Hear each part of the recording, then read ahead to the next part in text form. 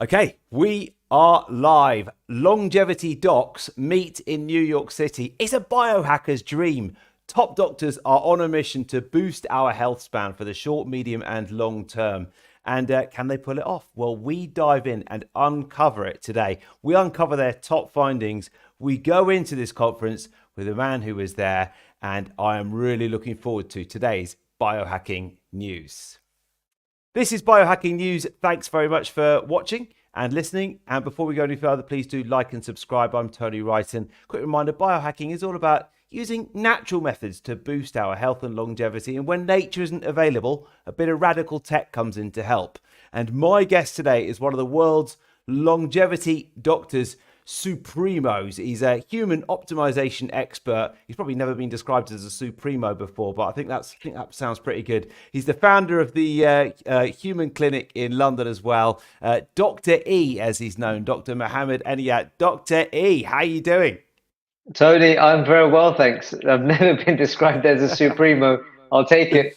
Yeah, I suddenly sort of thought, well, I'm just going to big this up. I'm going to go supremo. Well, my first name's Mo, so kind of goes with it a little bit. Yeah, exactly. Supreme Mo. Mo. Now, I what I love is the fact that you treat and help all sorts of different people across the spectrum. There's a little bit of biohacking. There's a little bit of working with people who are very seriously ill as well. And I love sort of your approach. And just before we started recording, what were you squirting in your mouth? Little brain sharpener there? Exactly. It's a brain sharpener.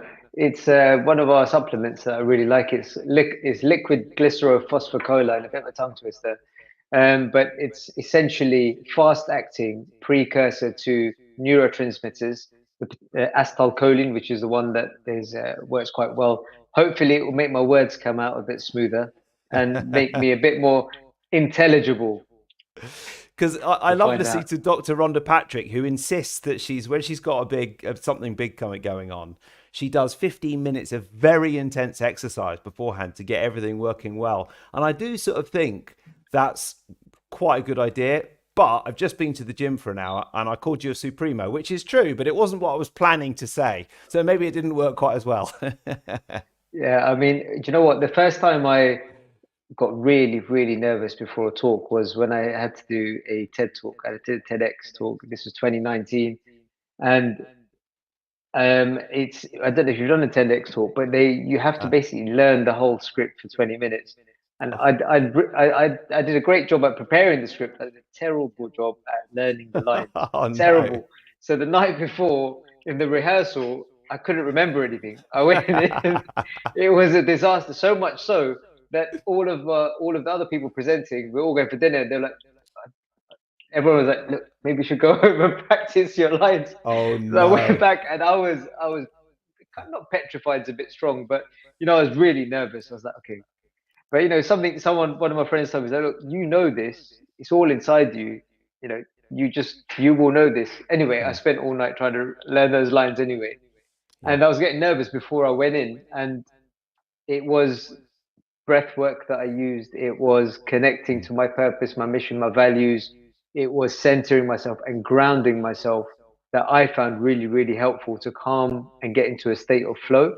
And I find this helps get into a state of flow. It's not a stimulant, but um, that's something I often teach a lot of my patients nowadays, and is develop state consciousness, develop state awareness, find out and develop that awareness of where you're at in terms of being revved up or depleted, and mm, and then as you focus on that and become more aware of your state, you can then start to practice on things that will rev it up or calm it down, and then you slowly become better at it, and you become better at choosing your state, which is ultimately what biohacking is, isn't it? yeah. Is Yeah. trying to modulate your state to give you the outcome that you want, Yeah. whether you do it biologically through supplementation or environmentally through modulating your environment, what you put in, how you sleep, etc., move, exercise, um, etc. So yeah, flow That state is is what we try and achieve here. that is hard though, isn't it? I mean, I like actually remembering a script. When I started at Sky, I couldn't Yeah. believe when I was presenting live football events and the producer would sort of come and say, "Right, what are you going to say, Tony?" And I'd be like, I've sort of got a few ideas in my head, but they wanted exact words, for these, Wow. especially sort of for the live sport. And I would worry so much about what I was going to say at the start of the show that I was sort of not prepared the other stuff. Where I would much rather have a few bullet points and go from there, and then blag it basically. Well, it's 90 But minutes. It's a long game. There's only so many facts you can pull out, right? that is true, but the secret of presenting football is while the game is 90 minutes, you're only on screen for about 3 minutes before the game starts. And then you're like, right, off to the commentators. That's true. So you didn't have to do the commentating. It was the No, prior. I was the presenter, then we'd Yeah. hand over to the commentators. But anyway, let's Yeah. get on to our top story because I've got so much to ask you about. Top story today is longevity doctors Mm, meeting in New York. This is a biohacker's dream. All of the world's top mm. longevity experts in one place on a mission to boost our health span for the short, medium, and long haul. And you were there. What was it like? And what happened? And what do we need to do? It was really great meeting. It was like, it was a closed meeting just for doctors in the space that are working with patients um, in various ways. I think the first thing to understand is that as a doctor, what you're doing is you're prescribing a plan for a patient according to where they're at in their health, and you're deciding what tests to use and what kind of interventions to use, and then you're applying it and you're testing that hypothesis. Now, when we deliver traditional medicine, we have those algorithms of care that we're trained in. We're trained what tests to use, what pathways to look at, what interventions to prescribe, what further diagnostics to do. Whereas in this type of medicine, which is still emerging type of medicine, where there's no standardized algorithms of care, um, we don't know if leaky gut is more important than mitochondrial health, or it's just putting some ideas, or sleep is more important than nutrition. You can break it down into intervention and testing. So that we're all kind of bringing our best practice, what we've learned in our practice with the many patients that we see.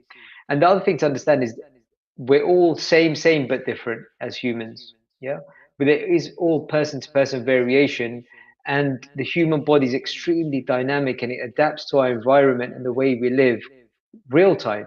And so there are many nuances in personalized medicine, um, which um, which we're bringing back to this room. This was the inaugural conference, so there's probably about 100 of us all together, mostly US based, um, but many from Europe as well. A couple Brits with me, and we shared ideas. We pressed each other. It Mm, got heated at times, and it was great. It was a really great coming together of well-intended doctors. Now we all share similarities, right? We're all doctors that have um, identified that we could be delivering medicine better, then mm, gone after this. We're kind of all black sheeps in a way, because we've gone outside of our comfort zone, put our names on the line, put our careers on the line to advocate and trial and test unproven ways of working with patients. But mm. we've all done that in ethically and responsible and moral way. We've had to do that, so that we're not taking inadvertent, unwanted risk. We're doing things safely and responsibly. And everyone's risk appetite is slightly different, and are dealing with different types, and experience is different in dealing with different types of disease states. I come into this as a primary care doctor, as a Mm. GP, UK trained Yeah. GPs. And actually, as a UK trained GP, I always say UK trained GP because we're one of the only countries that has a proper training program for GPs. And in other countries, you you don't have a general practice training program. You just do your medical school and then become a family physician. So you don't have the breadth of exposure that we Mm. do. The NHS and the UK training system is excellent at giving you exposure to lots of different types of cases and patients. So I think the UK trained GPs are really good gatekeepers for um, what I call community based care. Um, and I think they're a really good starting point to be able to go and learn further personalized medicine, and then put it into practice, because they can navigate and identify someone that needs to be in hospital under secondary specialist care quicker. Yeah. Anyway, so yeah. So what? So basically, how do we live to 180? No, I'm joking. Well, I sort of not, but what's interesting is that in this conference, obviously, as you said, it was a closed conference, but it really was a meeting of some of the great longevity minds. And I'm really interested to know what were some of the themes that, because biohackers love all this stuff, don't they? But it's not just Mm. biohackers that you work with. I know that you have some very ill patients, and as you say, you have to have, I mean, we need more doctors like you in the world, but a bit of a risk appetite to say, okay, well, I didn't learn about this in my 7 years of medical training or whatever it was, but actually, at these conferences in New York, people are getting very excited about the potential for what it can do. Absolutely, and it's less so much about the potential. It's we're talking about what we're seeing in practice, which is nice. Mm, It's less of a kind of it's less of a theoretical application anymore. Now it's okay, practically applying the theory and seeing it on patients and what are the outcomes that we're seeing. Because just like patients, we're also being marketed to as doctors, mm, yeah. right? We're marketed to it that these are the best supplements, these are the best tests you should be doing, these are the best interventions that you should be doing from those individuals. Now, my responsibility, I may have the best ingredients, but I'm a chef. I've got to make the best meal for the person in front of me, Mm, right from those ingredients, if that makes sense. Um, and so, we're all bringing that back and say, look, this is what we've seen in practice. You know, we find that this is more important than this. This is more foundational than this. And actually, what we suspected that will modulate and give bigger outcome probably hasn't given that as what science had predicted. Um, so it's like I said, that we're all collecting that data and evidence and pulling that together and continually looking to refine the understanding and turn this into medicine, good medicine. Because ultimately, medicine is the application of science on a person-to-person basis, and that you can apply to each person in front of you, depending on their health state.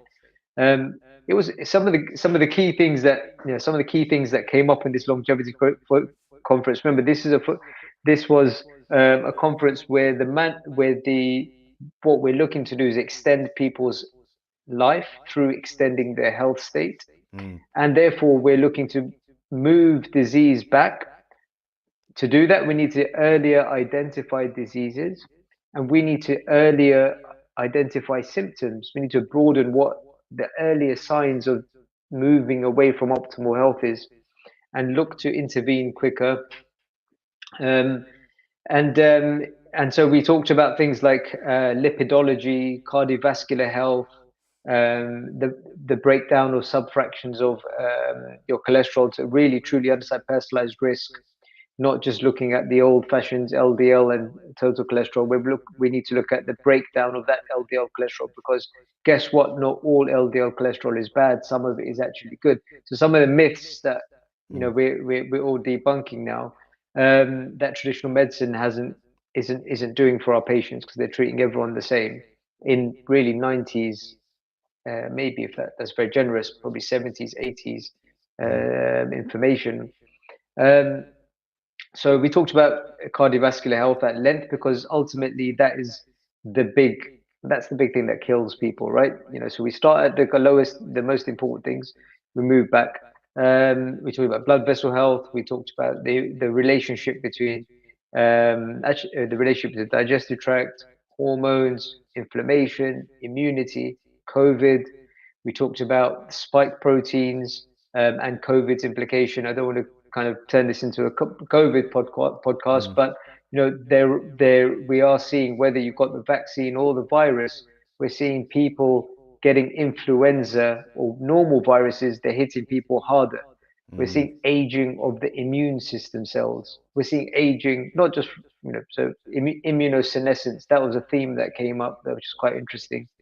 Um, and and talk about how do we detox, and we might talk about detox on this conversation at some point, but how do we remove the spike proteins, which hang about. So spike protein detox, which is the theory behind what causes immunosenescence. I shared some insights of, how we managed long COVID when we first got it. During that period of uncertainty, a lot of patients were coming Mm. to practices like mine, where we have hyperbaric oxygen therapy, at Oh yeah, NAD, I've done that IV there. It's therapies, amazing. Yeah. and how we're utilizing some of these therapies to overcome these very debilitating health states, um, where traditional medicine just was bamboozled. Really, it's like, how is this happening? Mm. What's happening? Okay, we've tried steroids, we've looked at your X-ray, we've looked at your bloods, we can't find anything, but you've definitely got the symptoms. We believe you. We just, psychiatry, psychology. We don't know what else to do. Vitamin D, Mm. um, and then patients would come to places like ours, and we would be thinking a bit deeper. We would be thinking about your mitochondrial health, how how each cell is producing energy, taking oxygen, are you delivering oxygen, um, well, to each of the cells. What's your relationship between your immune system and inflammation? Do you have a healthy immune response, or is it unhealthy and therefore inflammation is rising? You know, so hormones, inflammation, digestive tract, micronutrients. This is where the type of medicine that I studied, called functional medicine, can be very powerful, where it Mm. connects the dots. Rather than treating you as a set of organs, it looks at how those organs are working together in a system, like an orchestra, to produce a state of health. Um, and and so yeah, so that came up as well. Immunosenescence was very interesting. Mitochondrial health, that's now a new buzzword within the longevity community, rightly so. Before, it used to be about stem cells. It used to be actually about the whole cell. And we talked about, okay, how do we increase the number of baby stem cells being produced? And how do we get rid of the old aging cells that are senescent or aging and pro-inflammatory? This where intermittent fasting became popularized, Mm. because that drives a process called autophagy, self-cleaning, Yeah. cleanses your own aging cells. So, and then, off the back of that, ketosis came about as a Mm. trend. That was a biohacking trend, but it came and has a role. Ketogenic diets, etc., was linked to kind of intermittent fasting and helping replace, or create, autophagy. So that evolved now into also understanding there are different components of your cells that age. So your mitochondria also age. That wasn't really well understood 10 years ago, because I've been exploring this type of medicine for about, almost 10 years now. And um, and so now that's a new trend, and we've been working with modulating the mitochondria as an important part of our approach here at Human, for several years now. Mm. We were one of the first clinics to introduce NAD plus into the UK, one of the first to introduce hyperbaric oxygen therapy, 6 7 years ago. We were doing hyperbaric therapy to optimize people's health on the performance biohacking side. But patients will come to me with, say, look, I've got these symptoms, can it help me for this? Yeah. And we said, sometimes I would say it depend, after the screening. If I thought it was mitochondrial in nature, I'd say, yeah, potentially. Now we Mm. also know that COVID affects your mitochondria, and that's why some of the patients were getting really bad energy dysregulation, massive profound fatigue, massive profound brain fog, that were having long COVID. And so, we use hyperbaric, we use NAD plus, we use intravenous ozone therapy for some patients. Again, IV ozone Wow. What's that? is, that's when you take your blood out, you mix it with ozone, and you re-inject it back in. Not all of your blood, Mm. 50 mils at a time in the sterile loop. So I it's, fancy a bit of that. Sounds good. yeah, it's great. Honestly, you feel really good immediately afterwards, because Mm. what it does is, ozone is O3, three particles of oxygen. It's found in our ozone layer, and ozone then, because it's unstable as O3, comes down to the atmosphere as O2.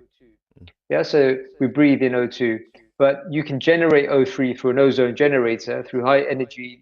You put oxygen in, it separates the particles, it rejoins as O3. Then you put that O3 into, mix it into the blood, and you re-inject that back in. When you put that in the blood, that dissociates in the blood as into O2 again. So it gives you high oxygen levels within your blood, which is great for generally health and for that period of time.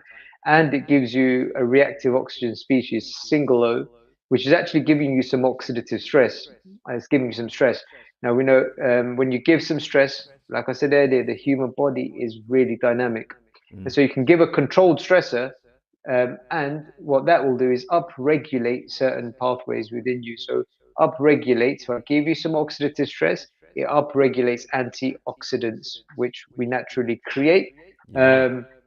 So it upregulates superoxide dismutase and glutathione ultimately, which helps to remove toxins. We're coming back to detoxification, so it helps Yeah. in phase 2 of the liver detoxification cycles to remove toxins. And the environment is very, very toxic in the modern world that we live in. From everything, we consume everything around us, industrialization of the food chain, industrialization of our water, everything. So this is why there is a rise of disease. We're keeping people living longer, but keeping them living longer and sicker. They're staying sicker for longer. And that's why the power of this type of medicine is really powerful, because we can, by working and servicing the pipes and the engines and the systems, keeping them working well and providing the support that they need to do the job that they're designed to do, they can actually handle these stresses. And then being aware of those environmental stresses and trying to kind of modulate them is the other thing you can do as well alongside that. So And ozone, I love, and ozone is really good for mitochondrial biogenesis, the creation of healthy mitochondria. Um, yeah, but we've been seeing great results by working with trying to stimulate endogenously your own stem cell production through hyperbaric medicine, because that stimulates you to release new bone marrow, new stem cells from your bone marrow, which is where we yeah. produce our So baby cells. do you want to dip in there because you mentioned hyperbaric, and obviously, so Yeah. the biohackers love human, which is your clinic in London, and and actually because the Health Optimization Summit is coming up, and I know a lot of the speakers and the guests pop in and say hello to you in a couple of days beforehand, don't they? Because you've got so many of these fun toys like the hyperbaric. And when you say hyperbaric medicine, I mean, I've been down to your clinic, it's amazing. You've got this, well, it's a bit like getting into an aeroplane or something. It's absolutely brilliant. Has it got 6 seats in it or 4 seats? It's got 4 seats, yeah. 4 seats. Four And cinema that, seats. 4 cinema seats, yeah. So that is a hyperbaric oxygen chamber. And it is no exaggeration to say that I came out and I did feel like I'd had a very strong coffee times 4, basically. Oh, it's brilliant. It really does boost your energy. And then is that one of the sort of most powerful bits that you've got in your clinic in terms of immediate health, but also longevity as well? I think for longevity, it's my number one tool. I love it. Is it? Yeah, because I think there's not many things that can upregulate and create stem cells for you. So we're Mm, going into that, you're regularly causing a surge of new stem cells. mm. And also it stimulates growth factors that, such as vascular endothelial growth factor, which, sorry, I think my headphones have come off. Let me It's just all right. No, no, I can see you all right. I can see you and we can hear you all right. return the head. Oh, we can't hear you now. Can't hear you, Mo. Dr. E has gone silent. I'm back. There he is. Oh, All right. we're back. Okay. So what I was saying is, I tell you what, the headphones were a lot better than when you took them off. really, Yeah. is it You really put them on bad? again? It's not quite as good. I mean, I think everyone watching and listening would appreciate it if do they not work? There, I've got another pair upstairs. So can we pause? Yeah, of course. I tell you what, this will give me a good test to getting rid of Dr. E for a second. So we've taken him off the screen, and I will tell people watching about what is coming up, because we're going to be talking microplastics found in every human testicle. Yes, that is going to be what we're covering on Biohacking News today. Scientists say the discovery may be linked to the decades-long decline in sperm counts in men around the world. This is something that I've seen a lot of biohackers post around. I'm going to be asking Dr. E that when he gets back, when he runs upstairs in his clinic. I know he's in his clinic at the moment. We're also going to be talking about weighted blankets. In stunning sleep trials, participants using a weighted blanket, which is something that some biohackers are into, have shown significantly increased levels of melatonin. And then for our live viewers, this week is Biohacking Events Week, and you've got Hack Your Health coming this week, and the Biohacking Conference, which I'm sad not to be going to, but just before we welcome Dr. Mo back, I am wearing, in honor of the Biohacking Conference, my butter t-shirt that I bought at the Biohacking Conference quite a few years ago. So that's what we're going to be talking about. You didn't miss much, actually, Mo, apart from the fact we were talking about microplastics found in every human testicle. So we're going to be talking. He's still not got his headphones in, so he can't hear me. I've got them in now. I'm in. Sorry about that. Good man. No problem. Listen, before we move on to this gory microplastic story, you were talking about the ability for these incredible oxygen chambers to help us produce our own stem cells. And it does got me thinking, because, you know, one of the things I do like to emphasize is it's nice to find natural and free methods of doing a lot of these biohacks when we can. What is the sort of cheap or free option of getting into a hyperbaric chamber, or is there just not one? I think it's obviously, you know, the other thing, the other benefit is that it improves your blood supply and will have some localized effect from the increasing your oxygen. So from an increasing the oxygen perspective, you can do that through really, you know, through breath work. You know, so doing things like Wim Hof breath work, using the lower end of your lungs, types of exercise that will improve your VO2 max, so zone 2 training, so zone 2 or low intensity steady state training. That's that's usually around 100 to 110 beats per minute heart rate, 45 minutes, 3 times a week, twice a week, 10 minutes of interval training at higher intensity. That's where the evidence has been shown to improve your VO2 max. So that's your ability to take in oxygen and utilize it for making energy. So those are some of the things that I would recommend you can do naturally. But hyperbaric, it's hard to upregulate your own stem cell production. It's to that amount because we're pre-programmed to deteriorate, right? You know, we're pre-programmed to deteriorate. One of the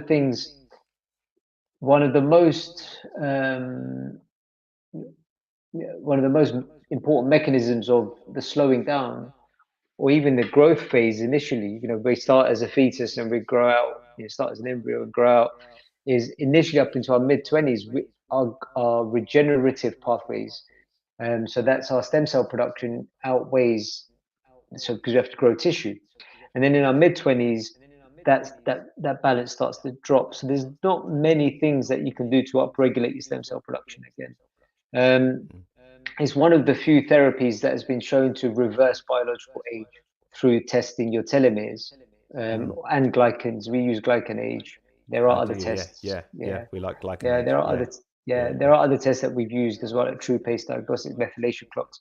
And we're seeing consistently that if we're utilizing hyperbaric medicine regularly, it's one of the most powerful tools to slow down biological aging. Wow. I think it also helps because it upregulates your healing pathways, improves your deep sleep. Deep sleep is very important. So obviously there's things that you can do yourself to increase your likelihood of getting more deep sleep through your environment, cooler room, cooler bed, blackout blinds, don't eat too late, exercise during the day, make sure you're physically tired, avoid caffeine in the afternoon, from the afternoon onwards. Magnesium supplementation can help with that, Epsom bath salts. So all of those things can support you to get into deep sleep, but it's in your deep sleep that we produce T cells from our thymus gland, again, part of creating a healthier immune response. And so, you know, we also fight inflammation. We produce natural killer cells in our deep sleep, which fight against cancerous changes that are always happening. So as we get older, what happens to our deep sleep? It actually shrinks, right? So if we can maintain our deep sleep from our 20s onward, or in fact increase it, we're going to be giving ourselves a increased likelihood for longevity through creating the environment where internal biological pathways for self-healing and self-regulation and regeneration are upregulated.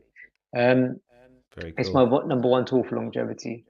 Yeah. Now, longevity Wow. is slightly different. Like biohacking and longevity, Oh, they're yeah. on a spectrum, but I guess it's how you biohack will depend on Mm, your route to longevity. There is, because biohacking can be taken into the other way of performance, but over revving the engine, right?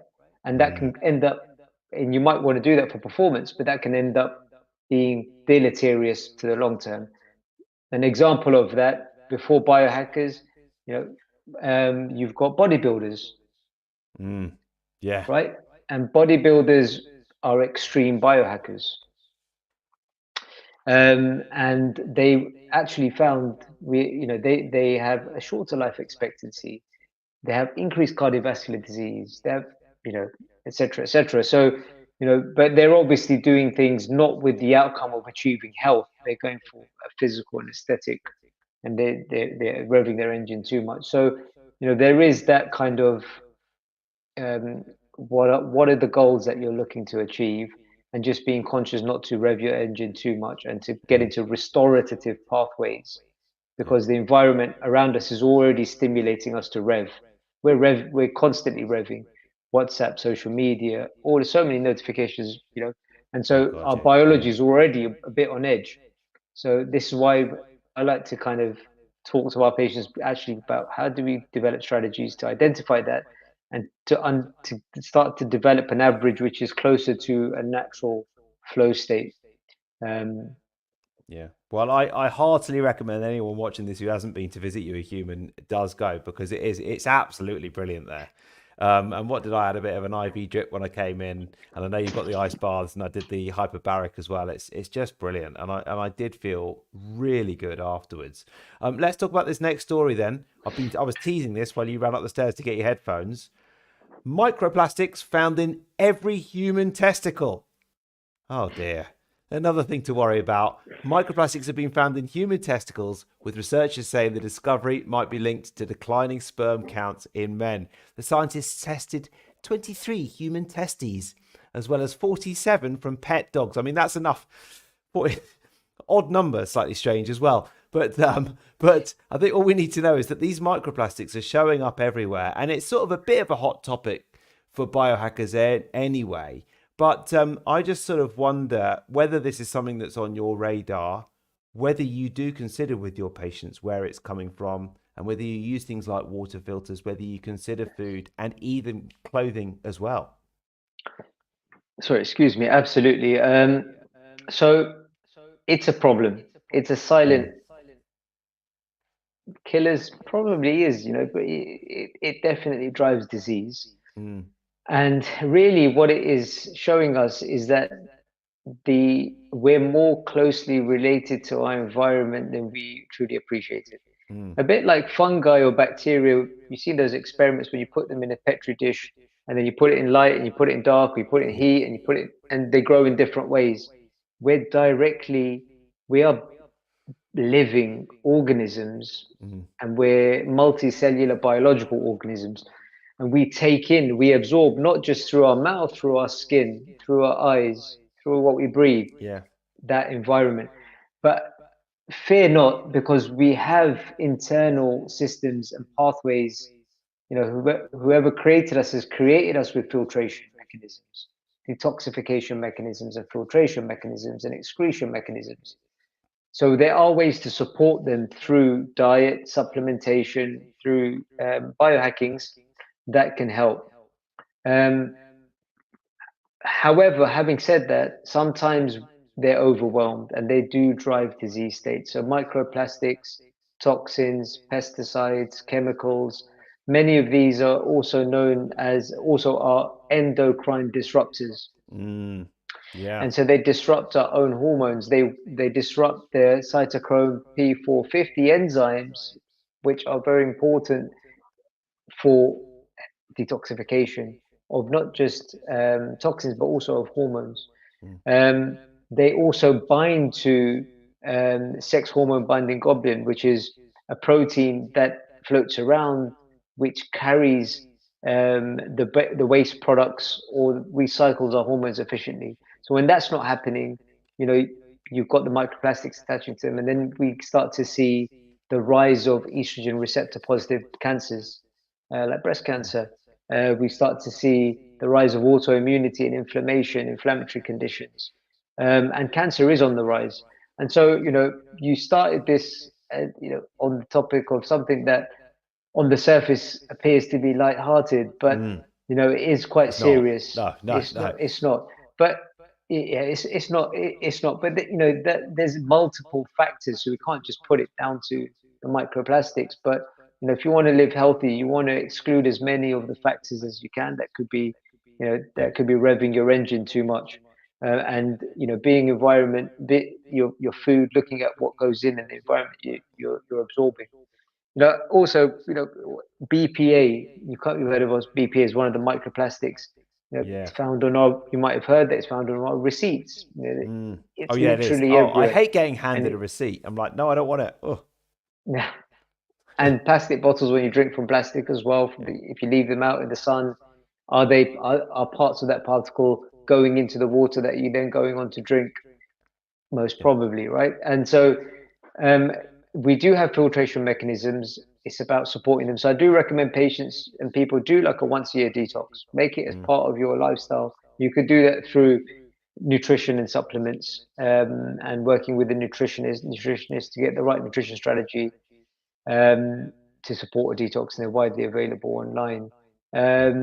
There are therapies you can do to support that as well. IVOs is very good for that, actually, because it supports phase 1 and phase 2 really, really well. So it's, yeah. I think the other thing that it does cause, apart from cancer and inflammation, is infertility. I think that's a big problem we're seeing a rise of, um, in our societies now as well, Western world. And we've started working with patients that are going through fertility therapies, and they're wanting to get better results. And we're doing that by utilizing this functional medicine based approach, which is designed to create internal homeostasis better, or bioharmony. There's lots of different ways to describe it. And they're getting better results. That has been shown to be proven to work to improve fertility rates. And Yeah. we work with not just an individual, but couples. And then also you can utilize the role of NAD and hyperbaric. Now I love those two because really they're very safe. The oxygen is endogenous found with us, so increasing oxygen levels for the vast 99% of the population is very safe. And you're basically providing raw material in a high quality form for your cells to work better. And that's the same with NAD. It's already found endogenously within all our cells, just depletes as we get older. So we're seeing great results. And there's lots of studies to show utilizing hyperbaric pre-IVF therapy for women and for men improves the quality of sperm. And when sperm collection improves the quality of eggs that are collected, improves the quality of embryos that are created, and improves the quality of implantation and success rates Wow. of implanting that embryo into the womb.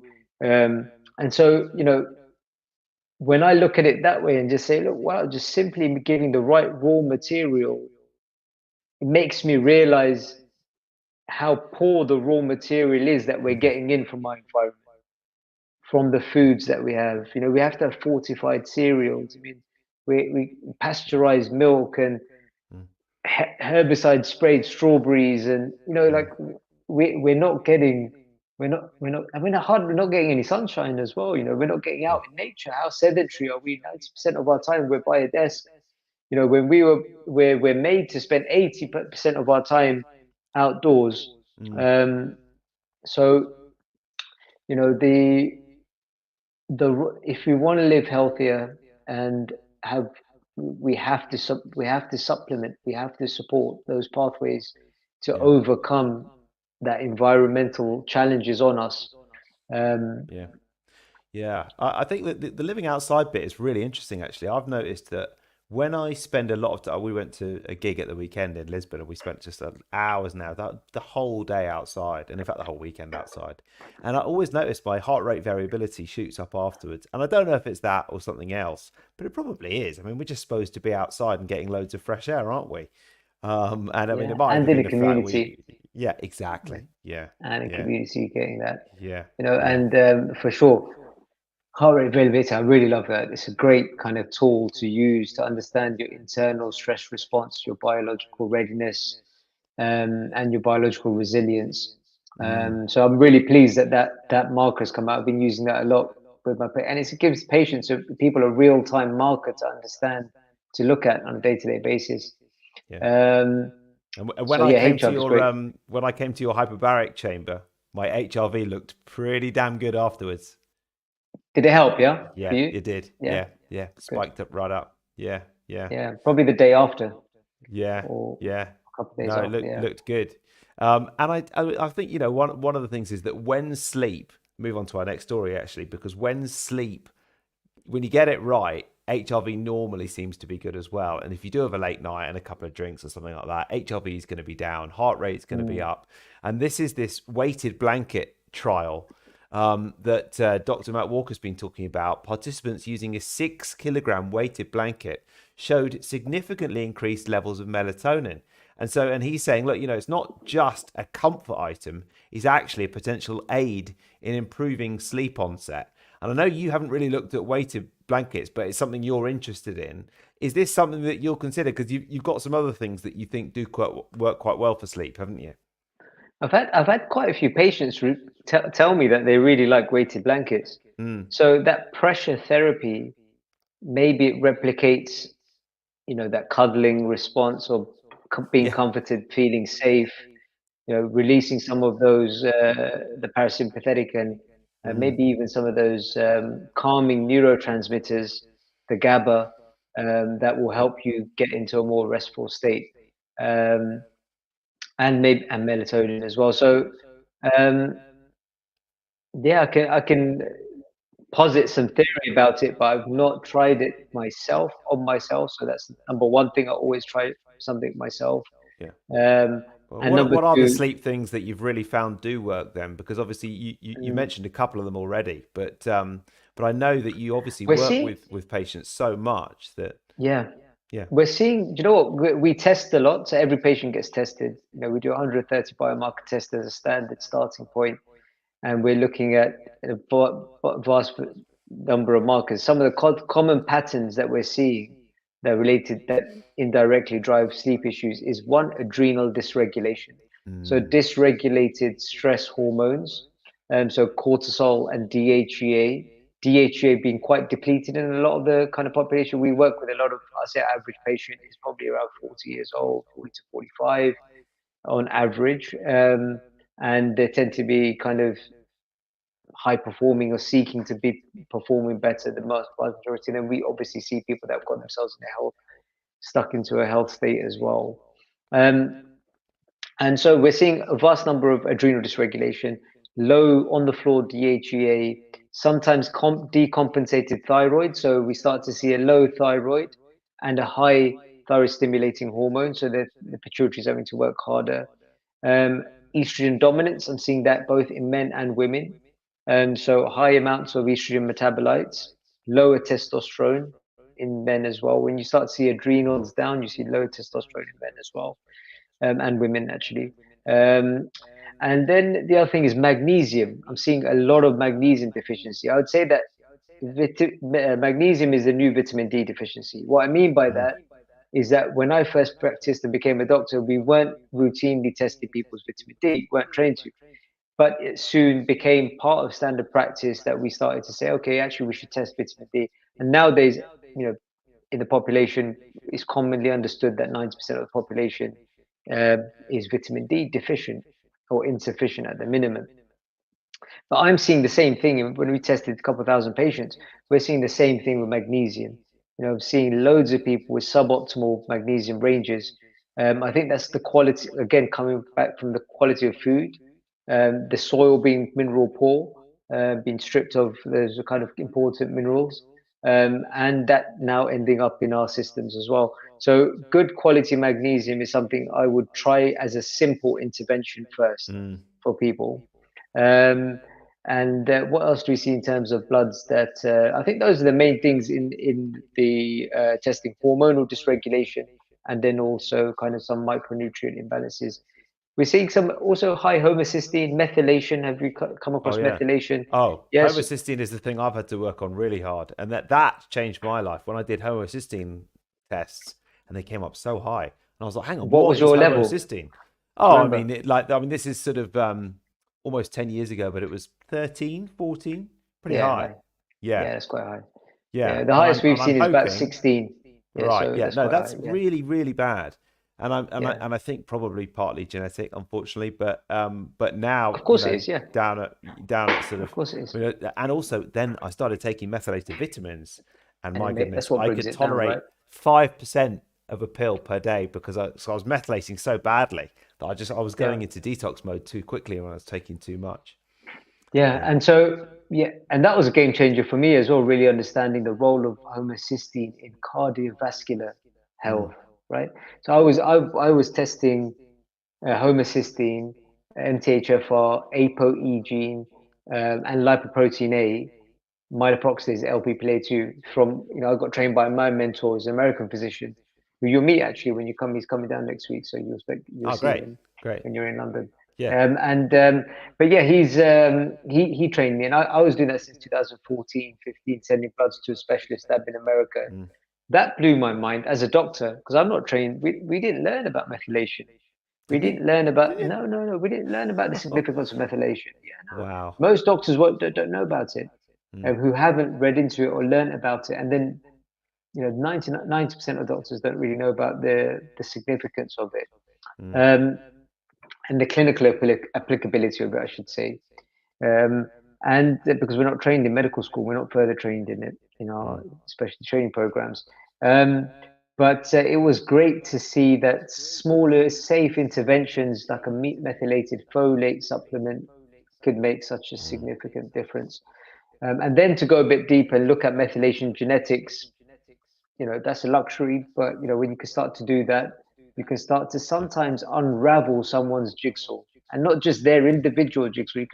You can almost predict their personality to some degree, Mm. that and what diseases run in their family. Oh, there's potentially hypertension that runs in your mom's side, and your dad's side there could be some signs of heart disease and anxiety propensity, bipolar affective disorder.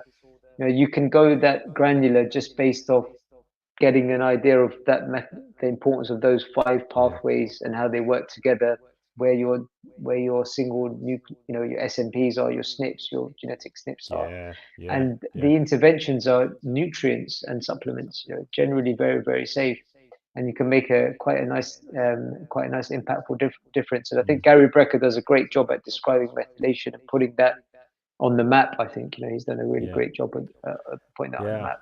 Well, we'll look forward to meeting him when he's in London in a couple of weeks' time. I can't wait to hang out with you as well. Now, before we go, we haven't got too much time left, but I've been doing a sort of biohacking review section where we've been looking at something that you've been trying, taking, testing, a practice or a supplement or a theory, and reviewing it.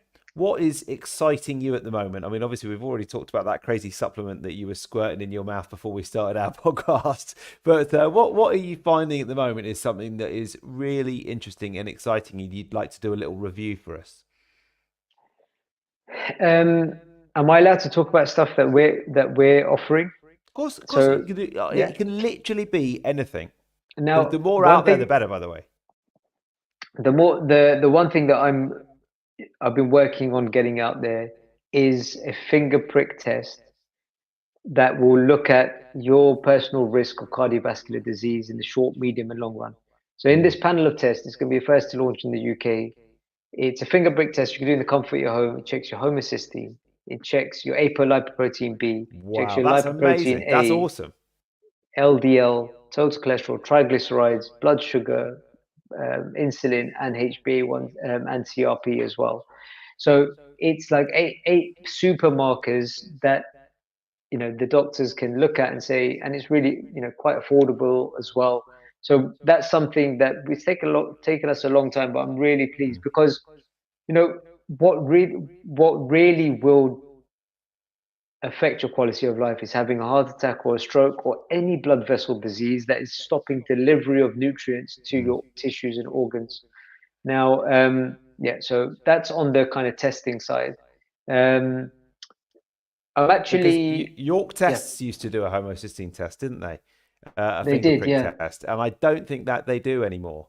And I mean, it's actually quite expensive to get these things tested. I'm very lucky that I had my first ever functional medicine practitioner just suggested it a few years ago, Dr. Mark Atkinson, and I was like, Oh, yes. all right, sure, I don't know what it is, but I'll go and get it done. And thank goodness, because otherwise I would be a lot more inflamed and not as well as I am now. Because it's fuel to the fire. If you've got bad cholesterol, or if you've got the bad subfractions of cholesterol, and you've also kind of you're under a lot of stress, because stress is actually the killer that drives regulate. Mm. And you chuck in homocysteine, it's like Yeah. oil in a frying pan. Mm. It will just literally, it just accelerates disease of the lining of the blood Mm. vessels. And the good thing is that all of it's reversible through lifestyle.